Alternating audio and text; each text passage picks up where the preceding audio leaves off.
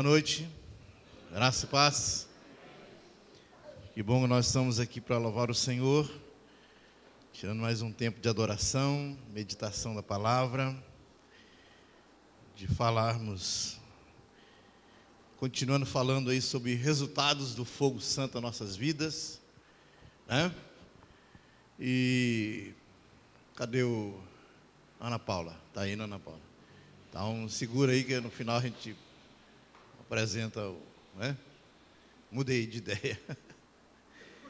Para você que é nosso convidado, primeira, segunda, terceira, ou quantas vezes, não importa, sejam bem-vindos, e que o Senhor possa estar te abençoando já, nesse tempo de cântico, de louvor, que o Senhor já esteja te abençoando, amém?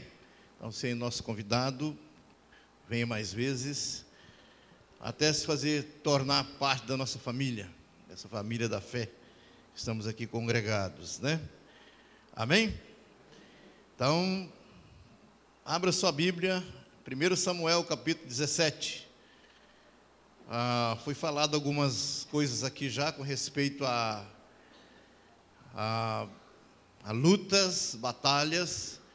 Eu costumo dizer o seguinte, que batalha espiritual não é modismo, não é uma coisa que é moda, que tem tempos que a gente tem que falar sobre batalha espiritual, porque nós estamos vivendo tempos de batalha espiritual. E tem tempos que nós não vamos falar sobre batalha espiritual, porque nós não estamos vivendo em batalha espiritual. Na verdade, isso não é verdade.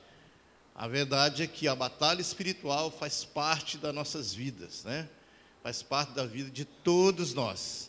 Não vamos falar assim todo o tempo, mas é algo que nos alcança e nos atinge, né? A Bíblia fala, né, para a gente estar lembrando do nosso Criador, lembrando do Senhor, antes que chegue o dia mau. Para alguns, o dia mau é um pneu furado na estrada, numa viagem, num lugar. Furou o pneu, e aquele pneu furado é um transtorno, né? Para outros, é uma doença, uma enfermidade, é o desemprego.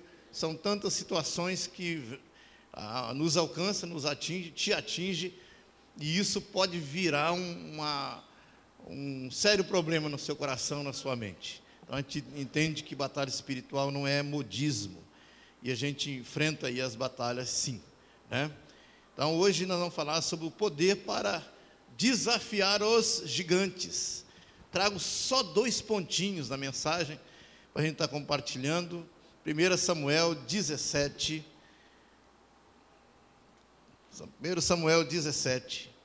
do verso 1 até o verso 11, e depois o verso 24. Ajuntaram-se os filisteus e as suas tropas para a guerra, e congregaram-se em Socó, que está em Judá, e acamparam-se entre Socó e Azeca, em Éfes-Damim. Porém, Saul e os homens de Israel se ajuntaram e acamparam no vale de Elá, e ali ordenaram a batalha contra os filisteus. Estavam esses no monte do lado da Além, e os israelitas do outro monte do lado da Quém, e entre eles o vale. Então saiu do arraial dos filisteus um homem guerreiro, cujo nome era Golias, de Gate, de altura de 6 côvados e 1 palmo, ou seja, quase 3 metros de altura o homem tinha. Trazia na cabeça um capacete de bronze e vestia uma couraça de escamas, cujo peso era de 5.000 siclos de bronze. Trazia caneleiras de bronze nas pernas e um dardo de bronze entre os ombros. A haste da sua lança era como um eixo de tecelão, e a ponta da sua lança de 600 siclos de ferro, e adiante dele ia o escudeiro. Parou, clamou às tropas de Israel e disse-lhes: para que saís formando-vos em uma linha de batalha? Não sou eu filisteu e vós servo de Saul? Escolhei dentre vós um homem que desça contra mim, e se ele puder pelejar comigo e me ferir, seremos vossos servos. Porém, se eu o vencer e o ferir, então sereis os nossos servos e nos servireis. Disse mais o filisteu: hoje afronto as tropas de Israel, dai-me um homem para que ambos pelejemos. Verso 11, ouvindo Saul e todo Israel essas palavras, as palavras dos filisteus, espantaram-se e temeram muito. Verso 24: e todos os israelitas, vendo aquele homem, fugiam de diante dele e temiam grandemente. Senhor, nós agradecemos ao Senhor pela Tua palavra, história que um dia aconteceu, que um dia passou aqui. Senhor, nós estamos lendo aqui hoje, relembrando e pedindo ao Senhor entendimento, compreensão, aplicação para nossas vidas. E em nome de Jesus, que essa palavra possa ser realmente de poder sobre as nossas vidas, nossos corações, para que assim possamos desafiar os gigantes que se levantam contra nós, e nós sabemos que podemos vencê-los no poder do nome de Jesus. Então abençoa-nos, Senhor, abençoa também a vida da Ana Carolina Veríssimo, que é uma pessoa que está sendo apresentada aqui por um irmão, com problemas de saúde. Não sabemos exatamente o que passa com ela, mas o Senhor sabe. E nós oramos em nome de Jesus, põe as suas mãos sobre ela, que essa enfermidade, que esse mal seja expulso desse corpo, que ela seja curada, que ela seja tocada pelo poder do Senhor. E principalmente, se ela não é salva, não conhece o Senhor, possa ser, meu Deus, levada então a conhecer o Senhor, através dessa revelação do amor do Senhor, do seu poder, em curá-la, em demonstrar dessa forma o seu amor para ela, para com ela, e assim ela possa, Deus, se render a Ti em nome de Jesus. Amém, amém. Graças a Deus, amém? É tempo de guerra, tempo de guerra. E quando nós lemos esse texto aqui, muito conhecido, desde pequenos aí, alguns garotinhos aí, conhecem essa história desde menininhos, né? E sabe da história de Davi e Golias, e que Davi enfrentou Golias com algumas pedras. Na verdade, uma pedra só foi o suficiente para acertar aquele homem na sua testa, ele cai e assim ele é derrotado. Mas antes de eu falar sobre isso, eu tenho que explicar uma coisa, porque a gente fica assim, olhando para aquilo que a Bíblia fala como batalhas, e aqui uma batalha com espadas, né? E como é que é isso? Aquele Deus que dizia, não matarás, de repente está dizendo para o seu exército, extermine, mate, né? Então aí entendemos o seguinte, que Deus ele tem algumas formas que a Bíblia nos revela para derramar o seu juízo, para realizar o seu juízo. Ou seja, houve tempos, e como tem hoje ainda, tempos em que o estado de pecado dos homens chega num limite para Deus. Deus chega num ponto e fala assim, olha, não suporto mais a condição desse povo, dessas pessoas, na vida dos seus pecados, naquilo que pratico contra mim, contra a minha santidade. Então ele chega num limite, e a gente acha que às vezes Deus não faz juízo. Faz sim, tem feito, continua fazendo juízo. Por exemplo, o dilúvio foi uma das grandes revelações do juízo dele. Quando ele permitiu, ele ordenou que chovesse durante um tempo, a ponto de cobrir toda a terra. Aí Noé, mais a sua família, escapou na arca com os animais. Então ali foi o que? Juízo. Deus derramou um juízo e usou o dilúvio. Você pulando um pouquinho a história, encontra a história de Sodoma e Gomorra. Deus usou o quê? Para fazer o juízo, julgar aquele povo. Fogo. Derramou fogo sobre Sodoma, Gomorra e as cidades vizinhas, que foram consumidas com fogo. E todos morreram, todos sucumbiram. Lá mais à frente você vê o povo de Israel se rebelando contra Moisés, e a Bíblia fala que Deus abre a terra, e aqueles homens e mulheres e famílias foram engolidos pela terra. Deus usou vamos dizer assim, um buraco na terra. Ele abriu, ele fendeu a terra para que engolisse. Juízo de Deus. E agora, também na própria história de Israel, as serpentes. Aquelas serpentes no deserto, que ele permitiu que elas se levantassem, atacassem contra as pessoas ali, judeus também, e que eles acabaram sucumbindo, morrendo por mordidas de serpente. E agora Deus usa a espada.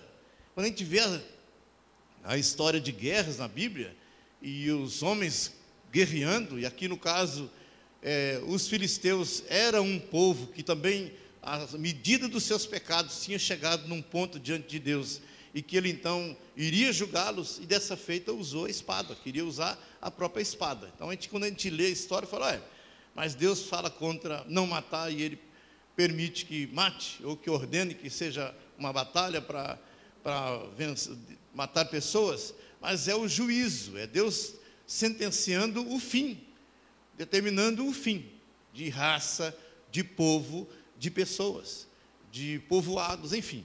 Então chega num ponto que ele fala assim, olha, não suporto mais. Então, para explicar, e quando a gente fala das guerras, da batalha, disso que está acontecendo, mas a gente pensando nos nossos conflitos, a gente olhando para nós entendemos também que é tempo de guerra, mas não é tempo para sermos usados para juízo de Deus. Mas estamos falando do tempo da dificuldade, das complicações que nós sabemos que vivemos hoje num tempo e que não estamos vivendo em tempos de tranquilidade. Nós vivemos em tempos de insegurança. Vivemos em tempos de insegurança. Insegurança por todos os lados que a gente pensar. A gente olhar e dizer, nós estamos vivendo um tempo bom. Algumas pessoas, quem sabe, estão vivendo em tempo bom. Tempo em que está guardando dinheiro em caderneta de poupança. Ela está podendo fazer suas viagens, consumir e viver a sua vida normal. Mas a gente, mesmo assim, olhando para a situação do mundo, olhando a situação do nosso país, inspira cuidados. A gente vê que está uma situação que não é tão tranquilidade para nós. Nós estamos vivendo essa situação. E vemos aí os rumores, né, de conflitos, instabilidade. Mas quando a gente fala com respeito à batalha nossa, aí Deus tem dado uma ordem para nós. Mas marche, ande, né, levante sua cabeça. Levante sua cabeça e olhe para frente, olhe para aquilo que eu tenho por fazer e pelo que eu já estou fazendo, aquilo que Ele está fazendo, a nosso favor, a seu favor, ao nosso favor. Então, mesmo dentro de conflitos e dificuldades, Deus concede a vitória ao seu povo.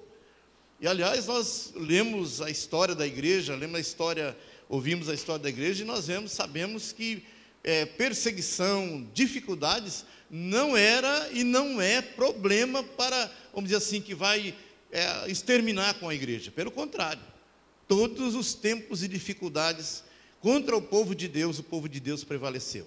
Sempre eles saíram de cabeça erguida como vencedores, sempre. A perseguição não era motivo, vamos dizer assim, para dizer assim, vai acabar com a igreja. Não acabou com a igreja, não acaba. A igreja é perseguida, as coisas acontecem de dificuldades, mas nós não somos derrotados e não seremos derrotados, porque Jesus já nos concedeu a vitória. Amém? Então, nem mesmo a morte, para aqueles que vão partir para a eternidade, e vai dizer assim, foi derrotado. Não, a morte não é a derrota. Para o salvo, não. A morte para o salvo é uma passagem, é uma ida para se encontrar com Cristo. Essa é a certeza que nós temos.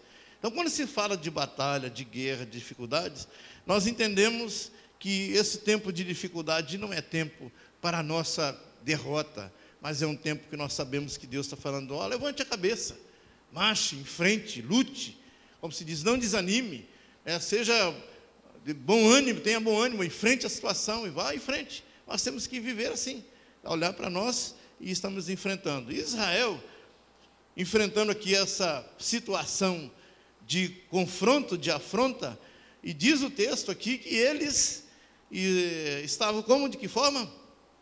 Ouvindo Saul e Israel estas palavras do filisteu, espantaram-se e temeram muito. Então, é comum a questão de estar sentindo medo, né? Como diz, espantados, temendo muito. Verso 24 fala que todos os israelitas, vendo aquele homem, fugiram de diante dele e temiam grandemente. Essa era a condição do exército de Israel, do exército do Senhor, que estava ali diante de um confronto, de onde eles estavam ali perfilados para a guerra, né? E aí esse homem grande ali, gigante, chega lá e fala assim, olha, vamos fazer o seguinte, nós não vamos entrar em guerra corporal, vamos enfrentar os dois exércitos, vamos fazer o seguinte, vamos mudar de estratégia aqui, eu estou desafiando um dos seus homens, e que esse homem, o seu valente aí, que o seu corajoso, saia do meio do povo e venha me enfrentar.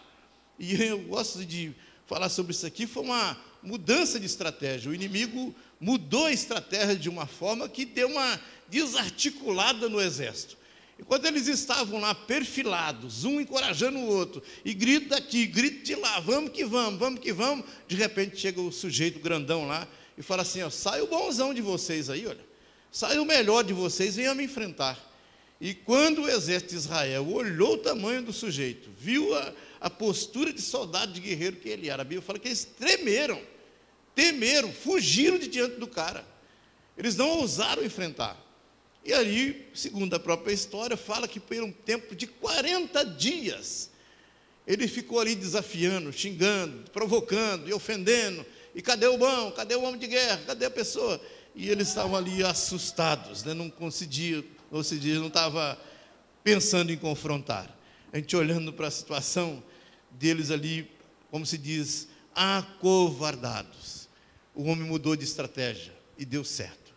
O homem mudou de estratégia e pegou no contrapé o povo de Israel. Então a gente olhando para nós e pensar sobre a questão do temer, do fugir, e a gente olhar que nem mesmo a oferta do rei motivou o pessoal lá, os soldados, de riqueza, de perdão de impostos e de quebra-galho a dar a filha dele como esposa do cara que enfrentasse e vencesse. Mas nem isso, na verdade, foi motivo para que alguém aparecesse com tamanha coragem para enfrentar. Eles estavam tremendo de medo, estavam, como se diz, acovardados diante da situação. Batalhas, guerras, situações que nós somos chamados para enfrentar e somos ali afrontados. E, vamos dizer assim, todos nós sabemos o que é isso, enfrentar situações difíceis, todos nós sabemos. Todos nós temos momentos que às vezes nos atinge de uma maneira que nós preferimos não enfrentar. Eu acredito que você, como eu, ser humano normal que você é e que eu sou, já enfrentou a situação na sua vida que ao deparar para ela, pensou assim, se eu pudesse dormir hoje e acordar na semana que vem, depois de tudo resolvido. A gente olhar para a situação e falar assim, se eu pudesse me dar um apagão aqui, e quando eu acordar, levanto, está tudo resolvido. É isso? O fugir da situação. E todos nós enfrentamos situações assim. Todos nós já enfrentamos na nossa vida momentos em que o gigante, ou o problema, a dificuldade, cresceu tanto diante da gente, que nós falamos assim, olha, eu prefiro não enfrentar. Eu prefiro fugir da situação. Tentou fugir. Mas você sabe que não tem como. O gigante é seu. O problema é seu. A batalha é sua. E aí o que acontece? Também é intransferível. É como o senhor Saul fez. Chegou lá, ô rapaz, você está disposto a enfrentar? Então pega a minha armadura aqui. A armadura de Saul, uma armadura especial de rei. E o senhor Davi vestiu e tentou andar e não conseguiu nem andar com aquela armadura, porque aquela parafernália que ele não conseguia nem se movimentar. E ele teve que tirar, jogar de lado para fazer a sua guerra, a sua batalha, da sua maneira. Então Saul tentou transferir, como se diz, dando prêmio, dando filha para casamento, mas não teve ninguém que aceitasse. Muitas das vezes não tem como transferir a situação. O gigante é seu, a batalha é sua, a luta é sua. É você que tem que enfrentar, é você que tem que sair com a experiência de vencedor lá do outro lado. E isso, gente, para nós sabemos que a aprovação, a dificuldade, não é para a nossa derrota. Para que é a aprovação mesmo? É para nos aperfeiçoar, para revelar Deus, para nos levar a uma experiência nova com o Senhor. E quando saímos do outro lado, nós saímos como vitoriosos e podemos contar aquilo que nós temos de experiência com Deus. Então não é para a nossa derrota, pelo contrário, é para nos levar a viver uma nova experiência com Deus e podemos viver essa vida de vitória, esse tempo de vitória. Então vamos dizer assim, a nossa situação nos alcançou. E aí eu fico pensando também diante daquilo que é a dificuldade, e falando aqui de um povo, de um exército amedrontados e fugindo da situação. Imagina que esse espírito pessimista, covarde, amedrontados foi contaminando, foi fazendo com que o outro assustasse o outro, cada um contemplando, conversando. Você viu o tamanho do sujeito, você viu o tamanho da espada, você viu aquilo outro. E quem é o corajoso? Não tinha nenhum, era um assustando mais o outro. E a gente sabe que às vezes a palavra pessimista, ou seja, aquilo que às vezes fala com a gente, você está passando por um momento de dificuldade, a gente sabe que isso acontece. Você quer ver alguém contar uma história pior do que a sua? você chega para uma roda de bate-papo e fala: rapaz, eu vi uma situação ali agora complicada. E o outro vai contar uma história maior, pior daquilo que você viu, que você contou. Aí o outro vai contar uma terceira história pior do que era ainda o que o outro contou. E assim vai aquela competição de histórias ruins. E a gente sabe que isso vai minando, vai tirando as forças, vamos dizer assim, principalmente daquele que está precisando de ouvir uma palavra de vitória, uma palavra de que é possível, nós podemos vencer. Às vezes a palavra é: não tem jeito, eu acho que você é fraquinho mesmo, né? Você não tem jeito, para você não tem remédio, para você não tem saída. E a pessoa acaba acreditando que ele não tem jeito mesmo. Eu acho que as pessoas têm razão. Eu acho que esse coro pessimista com respeito à minha pessoa, à minha fé, minha coragem, minha vida, eu acho que eles têm razão mesmo. Eu acho que eu não tenho remédio para mim, não. Então isso contamina, isso contagia, isso leva as pessoas a pensar cada vez negativamente. Estamos falando, ultimamente, de vida cheia do Espírito Santo, vida cheia de Deus. Nós não estamos falando aqui pensando só em batalha, mas pensando na vida cheia do Espírito Santo, pensando naquilo que nós estamos vivendo no nosso dia a dia. E eu também acredito que somente alguém cheio do Espírito Santo, aquela pessoa que está experimentando o que nós estamos pregando esses dias, está sendo renovada no seu coração, renovado no seu espírito, Deus está ministrando no seu coração, ensina a sua vida, é uma pessoa que vai ser cheio da ousadia de Deus. Ousadia de Deus. Quando nós falamos de ousadia, nós estamos falando aqui de uma chamada autoconfiança. A gente sabe que tem alguns pensadores, filósofos, ideias, que tentam ou até conseguem incutir na mente dos outros pensamentos positivos. Olha, rejeita os pensamentos positivos, pessimista, rejeita aquilo que tem te influenciado negativamente, começa a pensar positivamente, começa a pensar de uma forma que você é vencedor, você pode todas as coisas, e é isso, e pensa assim, pensa positivo, pensa para cima, e a pessoa, como se diz, vai ali tentando reanimar diante da situação, mas quando ele olha para o problema, ele acaba sucumbindo diante dele.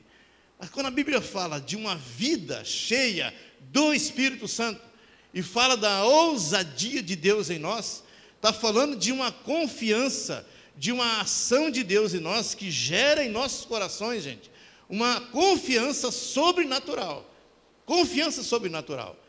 e a Bíblia nos descreve situações de homens de Deus, como se diz, pessoas como exatamente nós somos, e que enfrentaram os tipos diferentes de situações, e ele pôde vencer a todas.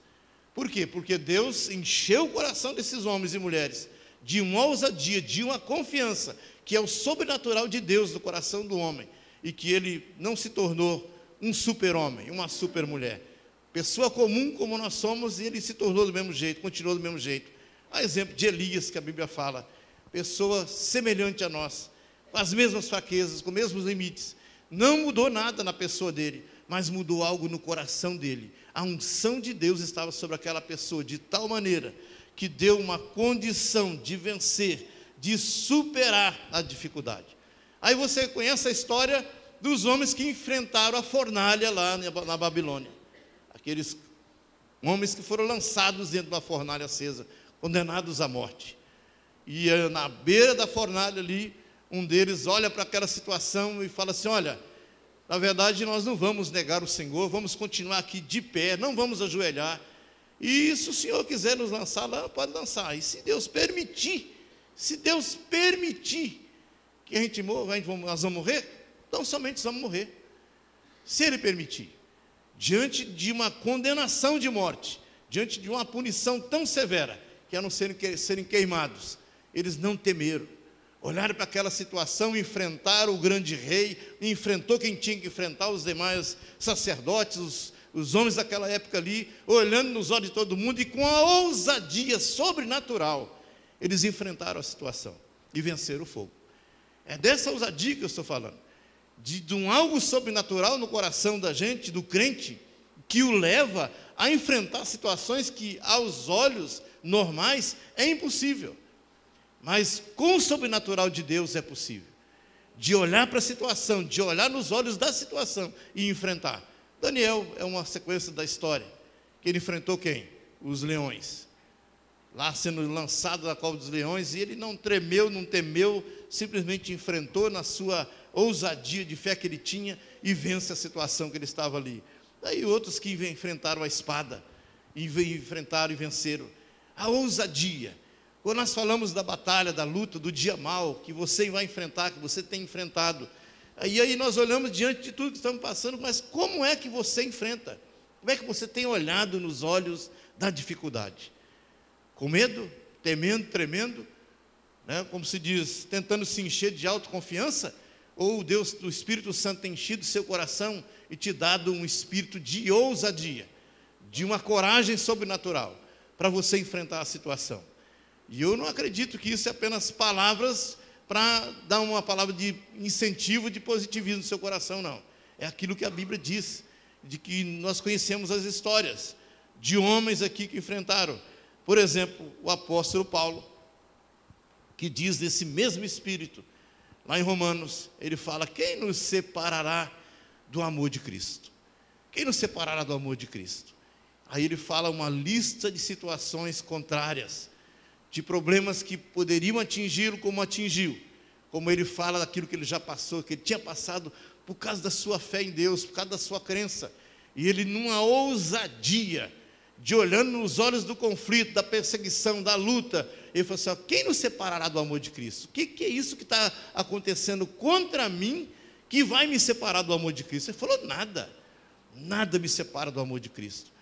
Eu acredito piamente que não é uma pessoa vivendo uma vida comum, uma vida, como se diz, do dia a dia aí, como se pensa que é o normal de se viver. Você é um cidadão, uma cidadã, trabalha, estuda, tem sua vida normal. Mas o que não pode ser normal é a vida de muitos que só pega a Bíblia uma vez por semana, uma vez em 15 dias, uma vez em 30 dias, uma vez em quando. É uma pessoa que não sabe o que é dobrar seus joelhos, conversar com Deus e ler as Escrituras e falar assim: Deus, eu creio que essa palavra que está escrito aqui é verdade, e eu quero viver isso na minha vida.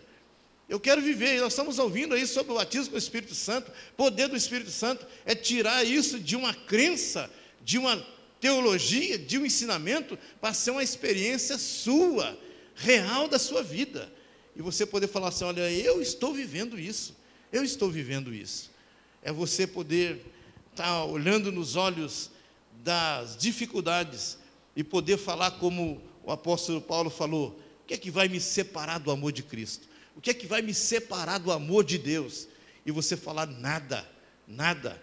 E aí eu estou falando de um tempo presente, você olhando para aquela situação mal que você pode estar enfrentando, e essas coisas não vão me atrapalhar, não vão me tirar da rota, do meu alvo, da minha busca de Deus. Eu persevero, eu continuo, eu vou aí em frente. Estou falando da batalha, falando das lutas. Nós entendemos que uma das coisas, um dos resultados do Espírito Santo em nossas vidas é nos encher de ousadia, sermos ousados, sermos revestidos de uma autoridade, de uma ação de Deus, a ponto de olhar, seja para qual situação que for, e falar para ela: nada me separa do amor de Deus, nada. Então, qual é o tamanho do seu gigante? Qual é o tamanho da dificuldade? Qual é o tamanho da sua provação? Qual é o tamanho da tentação que está te rodeando, quem sabe te envolvendo de alguma forma, te enredando de alguma forma? É você olhar e falar assim: nada pode me separar do amor de Deus, nada pode me separar de Cristo. E quando você fala isso, está falando, não é simplesmente numa tentativa de pensamento positivo de superar e vencer, mas é porque você tem já no seu coração a unção do Espírito Santo, a graça de Deus na sua vida. Se você não tem, é apenas um ensinamento que tem chegado aos seus ouvidos, então que a sua vida seja mudada nesse sentido. Que hoje você possa pensar sobre isso, né? Você pode chegar na sua casa, né, domingo, tem o seu programa de televisão preferido, né, batendo aquele, né, sanduba, pizza, o cardápio especial da hoje à noite, mas você pensar: não, mas eu preciso tirar um tempo. Eu preciso tirar um tempo para a minha busca de Deus, eu preciso dobrar meus joelhos, preciso conversar com o Senhor. E eu pergunto: quantos de nós podemos pensar assim: não, Senhor, eu vou ter minha noite, mas pela madrugada eu vou estar te buscando.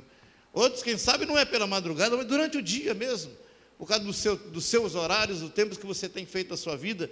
Mas você vai gastar um tempo de joelhos no chão, você vai gastar um tempo de intercessão pela sua vida, você vai gastar um tempo de oração, de pedir e falar: Deus, me encha do Espírito Santo, faz-me, Deus, transbordar desse seu Espírito Santo na minha vida, faz-me transbordar do seu Espírito.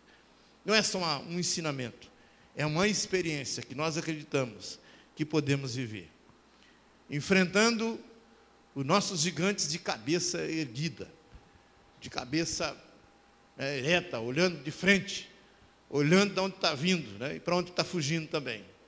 A gente olhar para a situação. E aí eu acredito que falamos de uma outra situação que é resultado da nossa vida cheia do Espírito Santo, que é uma visão de fé, uma vida de fé. E a gente sabe que a fé, ela vem pela leitura da palavra, mas a Bíblia fala que a fé é dada como dom, né? A fé, ela é resultado de uma ação de Deus na nossa vida, e que nos leva a experiências sobrenaturais com Deus. A gente começar a viver, sair do nosso patamar de crentes normais, para ser crentes cheios do poder do Espírito Santo, vivendo experiências com Deus sobrenatural. É uma história na Bíblia que você conhece, lembra muito bem também, muito conhecida, de um profeta chamado Elias. E o profeta Elias, mandado por Deus, profetizou que não chovesse, e por 3 anos e meio parou de chover, seca total. E ali, quando chegou o tempo, ele já tinha a revelação de Deus, Deus já tinha dado para ele que era o tempo agora de voltar a chuva, mas que ele, como profeta, precisava dar a palavra, conforme ele disse para não chover, que ele então falasse liberando a chuva. Então, ou seja, Deus colocando a situação, sujeitando ao profeta. Como Moisés, as coisas aconteciam quando ele levantava o cajado, ele fazia alguma coisa de um gesto, não era que Deus estava sujeito, mas Deus esperava o sinal do seu servo para que as coisas acontecessem. E Elias estava lá no tempo de Deus para que acontecesse o milagre. E qual era o milagre? Que depois de 3 anos e meio voltasse a chover. E ele então tinha a visão da fé de que iria chover. Tanto é que ele falou para o rei Acabe, disse: rei, volte para sua casa, pega sua carruagem e vai embora, porque a chuva está vindo aí. Que chuva que estava vindo? Não tinha nada. Mas Elias, o que ele fez? Como ele orou para não chover, tinha que orar para chover.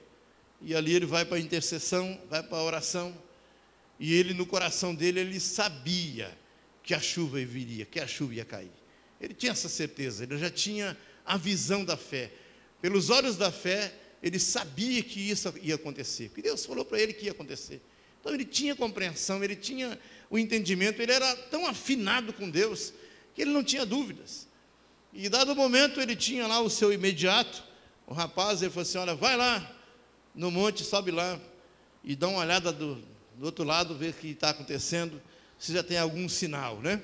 E aí você já sabe a história, o rapazinho chegou lá em cima, olhou, o que ele viu? Nada. Não viu nada. Voltou e falou assim: isso, Elias, não tem nada não.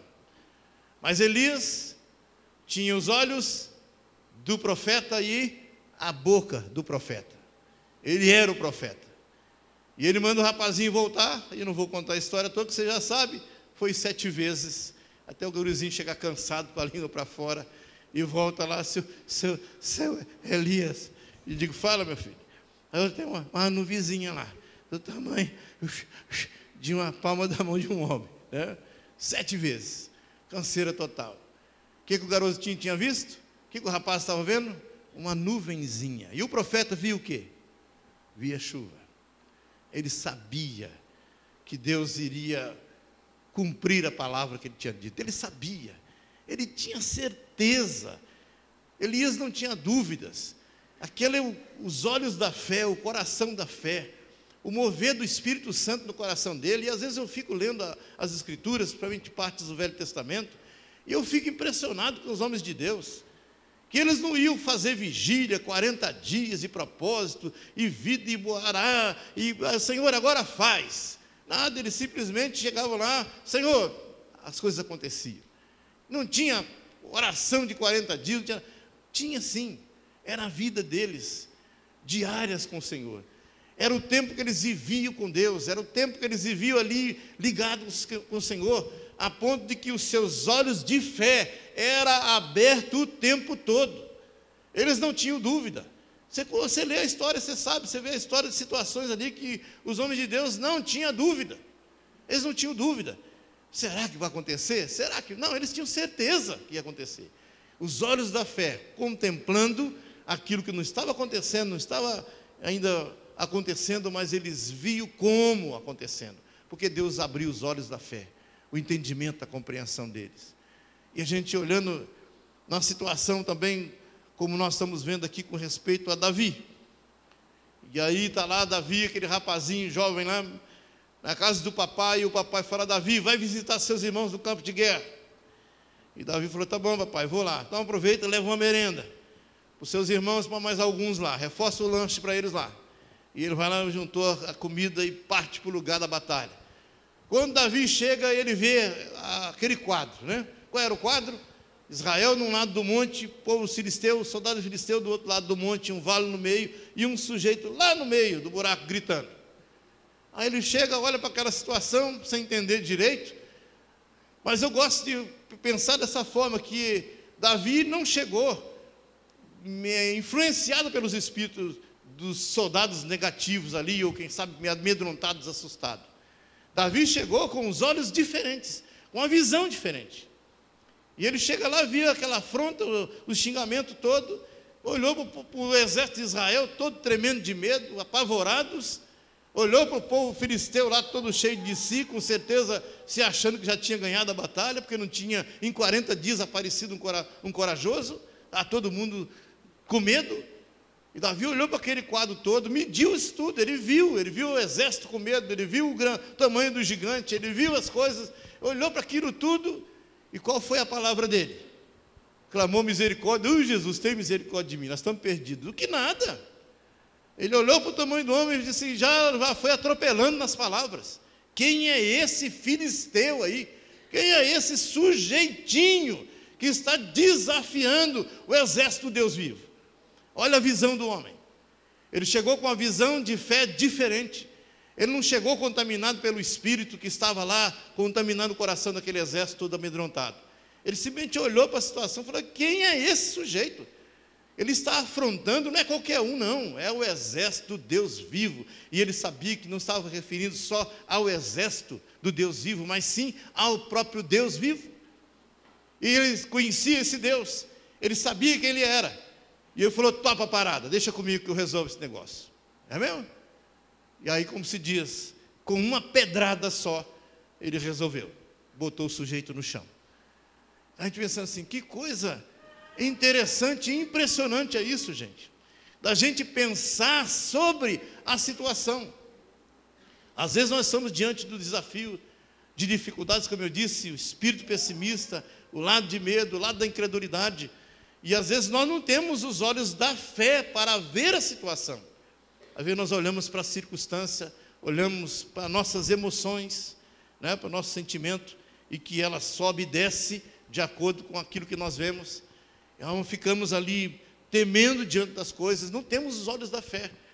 E eu acredito que isso não é uma coisa normal para pessoas normais, é uma coisa sobrenatural para pessoas que vivem o sobrenatural de Deus. Não é uma coisa normal, é algo do sobrenatural, de homens de Deus, mulheres de Deus, que têm uma visão de fé diferente do que os outros estão vendo. Apóstolo Paulo, escrevendo aos Romanos, ele fala sobre isso.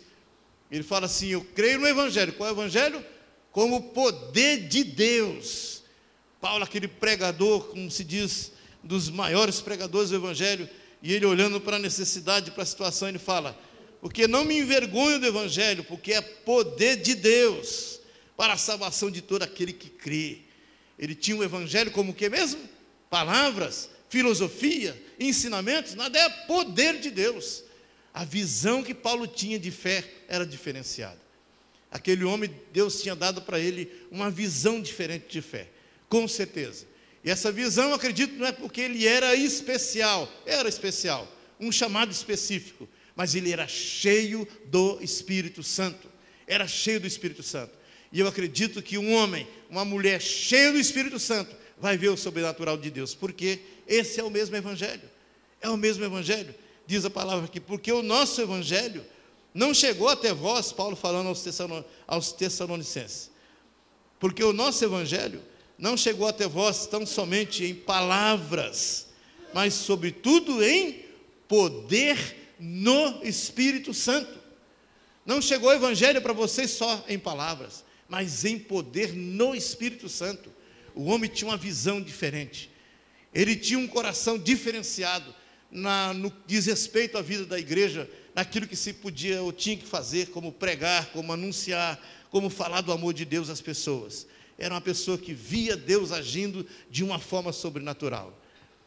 Então eu fico pensando, gente, estamos falando sobre batismo com o Espírito Santo, e às vezes isso tem feito uma coceirinha no ouvido de alguns, tem provocado uma situação no coração de outros, tem feito uns e outros pensar de maneira diferente, e aí quem sabe até ter o desejo, Deus eu quero, mas irmãos, tire isso de uma situação abstrata, vazia, para uma experiência que pode ser sua, real da sua vida, uma vida plena do Espírito Santo, uma vida cheia do Espírito Santo, aonde a fé de Deus, o milagre de Deus através da sua vida, aí você poder pensar naquilo que Deus está falando para nós, como se diz no tocante à fé, para nós vermos milagres. Às vezes algumas pessoas falam, eu não sei se é por brincadeira, por algo de reconhecimento, ou pela experiência que tem recebido. Tem algumas pessoas que chegam para mim e falam assim: pastor, ora por mim, porque a sua oração é diferente, né? A sua oração é diferente, ora por mim. E porque o Senhor já tem orado por mim, Deus tem feito vários milagres, Deus tem curado de várias coisas, e eu acredito que tem mesmo, porque as pessoas estão testemunhando. Alguns de imediato, recebe a oração, vai para casa, depois vem contar o testemunho: olha, foi a oração e Deus resolveu a situação. Então aí quando eu penso nesse dom, nesse evangelho, poder de Deus, eu acredito que nessa fé, para realizarmos milagres, para nós vermos milagres acontecendo aqui. Então acho que nós sabemos do que Deus tem feito aqui na nossa igreja. Se a gente fosse usar isso como propaganda, de pegar os irmãos que já foram curados de câncer, pessoas que foram curadas de várias situações, enfermidades graves, problemas graves, que Deus curou, restaurou aqui, a gente fica pensando: Deus, que coisa tremenda. Estou olhando para a nossa irmã, né, está sentada ali, lembrando do pai dela, da experiência que elas viveram esses dias. Estava lá na casa dela, fomos orar por ele, e olhando para a situação do quadro de saúde dele, como é o nome dele? Senhor Oswaldo. Eu olhei e fiquei assim: Deus tem misericórdia. A gente olhava o quadro dele assim, bem abatido, fisicamente bem abatido, e aí, como se diz, leva para o hospital, tenta, opera, não opera, acontece, não acontece, mas nós, não só a família, amigos, parentes, outros tantos crentes orando, nós como igreja em oração, daqui a pouco chega a notícia de que Deus tinha feito um milagre, né? Deus tinha feito um milagre. A situação do homem de moribundo, volta, tem, né, a foto dele andando, lá já, como se diz, caminhando, a gente olhar para a situação da pessoa e falar: gente, que quadro de mudança. E acredito que a família, conforme postaram, falaram, não teve aquilo como uma coincidência, resultado de algo clínico, mas de um milagre, de Deus fazer um milagre, Deus realizar um milagre diante da família, isso para mostrar quem é Deus. Então nós cremos na fé que opera maravilhas, milagres. Deus opera milagres, e eu acredito que isso também é resultado na vida do irmão, da irmã, cheio do Espírito Santo. Deus não quer fazer só por fazer, Ele quer sim, sabe, usar do momento em que o seu servo, não é porque ele depende do homem para dar uma ordem, falar nada, não, mas é porque ele usa do seu profeta, usa do seu servo para o momento de realizar, para que as pessoas saibam que ele é Deus de quem? Da igreja, daquele homem, daquela mulher, daquele servo. Ele age na ação em resposta àquilo que o seu servo está dizendo, e acredito que isso é resultado de uma fé que opera em nosso coração, gente, como um resultado da nossa fé, da nossa obediência a Deus, da nossa vida cheia do Espírito Santo. Então pensa nisso, sabe, não se conforme com o seu nível espiritual que você está. A palavra de pastor Willy, domingo passado, qual foi a palavra dele? Falou muita coisa, mas uma delas foi que a nossa estatura espiritual é reflexo, é resultado da nossa vida de oração. Eu anotei isso e gravei, porque é verdade. Quantos de vocês lembram dessa frase? Quantos de vocês lembram dessa palavra? Ouviram a mensagem, ouviram a pregação? A estatura, a medida da sua vida em Cristo, a sua vida com Deus, é resultado da sua vida de oração. Eu digo, puxa vida, Senhor, revela o coração da igreja, revela o meu coração. A fé como resultado do poder de Deus na sua vida, resultado do Espírito Santo enchendo a sua vida, e você saber que aonde Deus pode te levar, o que Ele pode fazer através da sua vida, você não tem como calcular isso. Você não tem como calcular isso. Para alguns Ele pode fazer mais, outros talvez nem tanto, mas Deus opera maravilhas. Como é que está seu coração? Como é que está a dificuldade que você enfrenta? Como eu disse, para alguns é um pneu furado, para outros é uma enfermidade, para outros é o desemprego, uma situação qualquer que está enfrentando. Mas são coisas que vêm contra nós para nos abater, nos desanimar, mas não é para nos derrubar, não é para nossa destruição, é para me levar mais para perto de Deus. Agora, a vida cheia do Espírito Santo é diferente a situação, e eu acredito que alguns aqui têm essa experiência, que está lá vivendo algo de Deus, de renovação espiritual, está vivendo problemas, a coisa está preta, a roxa, está lá de que cor, que não sei qual é a sua preferência de cor, para descrever a situação ruim. Então está lá, está difícil, mas a pessoa está olhando nos olhos da situação e falando assim, olha, já venci, sou mais que vencedor. Essa situação já é uma situação de vitória para mim, é uma vitória certa. E partir para cima, como diz o ditado, como Davi fez, partiu para cima e derrubou o gigante. Então olhando para nós, para a nossa vida, diante daquilo que Deus tem falado com a gente, então seja a boca do profeta. Seja a boca do profeta, não seja os olhos do menino. Como é que a boca do profeta? Foi aquele que disse, rei, vai para casa porque a chuva vai cair. E os olhos do menino? Não estou vendo nada. O que você está vendo? Uma nuvenzinha do tamanho da palma da mão de um homem. Seja a boca do profeta, seja os olhos do profeta, seja aquele que vai falar assim, olha, Deus tem, Deus está fazendo, Deus está agindo a favor da minha vida. Não seja os olhos do menino.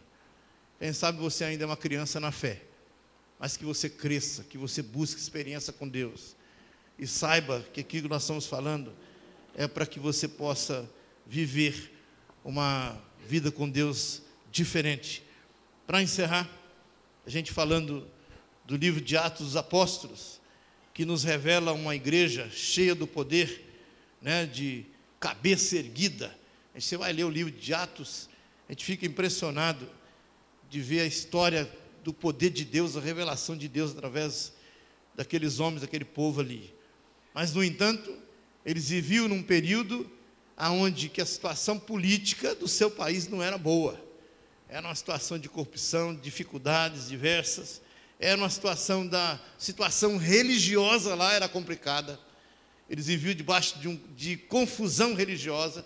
A igreja era única, era separada, era aquele povo no joelho, na oração, e Deus fazendo milagres através da vida deles. A crise moral também acontecia diante deles, ou seja, as perseguições, conforme diz a Bíblia, que todos foram perseguidos, fugiram, só não os apóstolos fugiram, só eles ficaram em Jerusalém, em oração. Enquanto isso, a igreja esparramou, com medo, não com medo, mas por causa da perseguição, e com isso o evangelho foi levado a outros cantos. Uma igreja que, por tudo que vinha contrário, mas nada podia bater aquele povo. Eram homens e mulheres cheios do Espírito Santo.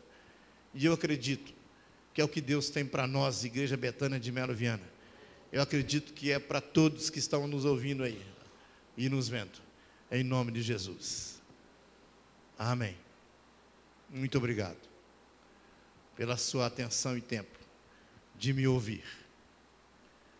Amém?